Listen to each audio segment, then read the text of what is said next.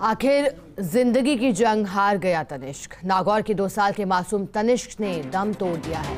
तनिष्क के निधन के समाचार से नड़वा गांव में मातम छा गया है। स्पाइनल मस्कुलर एट्रोफी से ग्रसित था नागौर का तनिष्क। दुर्लभ बीमारी से ग्रसित तनिष्क को 16 करोड़ के इंजेक्शन की दरकार। लोकसभा में सांसद हनुमान बेनीवाल ने पीएम से मदद की मांग उठाई। दुर्लभ बीमारी स्पाइनल मस्कुलर एट्रोफी से ग्रसित बच्चों के फ्री ट्रीटमेंट की मांग। दरअसल इस बीमारी में बच्चे के शरीर में होने जाती है पानी की कमी होने लग जाती है। बच्चा नहीं कर पाता स्तनपान और धीरे धीरे शरीर के अंग काम करना बंद कर देते हैं। तनिष्क के जैसे आधा दर्जन से अधिक मासूम इस दुर्लभ बीमारी से जूझ रहे हैं। कई बार ऐसी बीमारियों से जुड़े आपने आर्टिकल्स भी देखे होंगे, उनमें लगातार जिक्र किया जाता है कि ऐसी जो बीमारी है वो लाखों में से एक बच्चे को होती है। लेकिन ये बच्चा जिसकी अब मौत हो गई है, बड़ा ही दुखद पूरा हादसा। चलिए हमारे साथ सहयोगी विकास जुड़ गए हैं। विकास, 16 करोड़ के इंजेक्शन की दरकार थी, लेकिन अब जिंदगी की जंग तनिष्क हार गया। फिलहाल क्या कहना चाहेंगे आप जब ये पूरी जानकारी सामने आई, क्योंकि और भी बच्चे इस तरह की बीमारी से ग्रसित हैं? विकास, देखिए, बिल्कुल तनिष्क के साथ हमारा खुद का भी जुड़ाव था।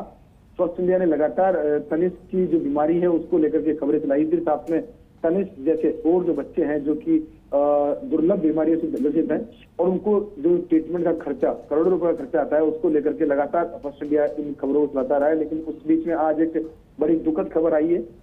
2 साल का तनिष्क जो है उसने लंबी जद्दोजहद के बाद में और लंबी कह सकते हैं जंग के बाद में आज जिंदगी की जंग जो है वो हार गया है।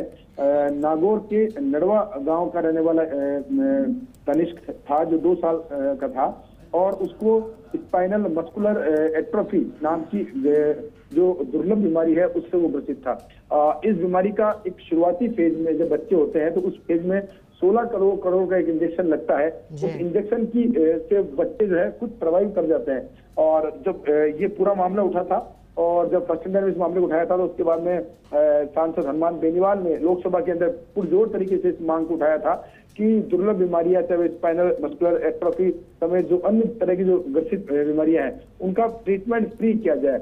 और उसके बाद में हाईकोर्ट के अंदर भी इसकी याचिका लगी थी। याचिका लगने के बाद में इस पर डायरेक्शन जारी किए गए थे कि ऐसे बच्चे जो कि वास्तव में इलाज की दरकार है और ये लोग अब बीमारी है, बीमारी तो किसी को किसी भी रूप में आ सकती है, लेकिन इन बच्चों को ऐसे नहीं छोड़ा जा सकता। हाईकोर्ट ने भी इस मार्मिक अपील पर प्रसंज्ञान लेते हुए डायरेक्शन दिए थे। और इस बीच में कुछ बच्चों के इलाज भी जो एम्स है, एम्स जोधपुर है, वहां पर शुरू करने की बात जो सामने आई थी। लेकिन आज इन सब घटनाओं के बीच में आज दुखद खबर यही है कि तनिष्क जो कि 2 साल का मासूम था, नागौर के नड़वा गांव का निवासी था, उसने आज अपना दम तोड़ दिया। और उसके बाद से नड़वा गांव के अंदर मातम जो है वो छाया हुआ है इस वक्त। और हम उम्मीद यही करते हैं कि जो आज ये जो घटना हुई है इसके बाद में तनिष्क जैसे और जो बच्चे हैं, जो करीब 8 से 10 बच्चे आइडेंटिफाई हैं, उन बच्चों का ट्रीटमेंट जो है वो उनको मिलेगा और उनको कह सकते हैं कि वो जिंदगी की जंग जो है उसको लड़ेंगे और उसको जंग को जीतेंगे भी। ऐसी उम्मीद हम करते हैं, क्योंकि आज का जो घटनाक्रम है न सिर्फ परिवारजन, गांवजन, बल्कि कई समाज सेवी जो कि तनिष्क के साथ लगातार जुड़े हुए थे, लगातार तनिष्क का जो मूवमेंट था कि विदेशों तक सहायता की अपील की गई थी, पूरा एक मूवमेंट चलाया गया था। लेकिन उस मूवमेंट के बावजूद भी जो तनिष्क है वो अपनी पूरी कह सकते हैं जो इलाज की जो राशि थी वो नहीं इकट्ठी कर पाए। उस बीच में जो 16 करोड़ का इंजेक्शन लगने की जो टाइम ड्यूरेशन था वो भी निकल गया था। उसके बाद में उसको दूसरे इंजेक्शन की दरकार थी। लेकिन इन सब के बीच में जो तनिष्क है वो 2 साल की जिंदगी जी पाया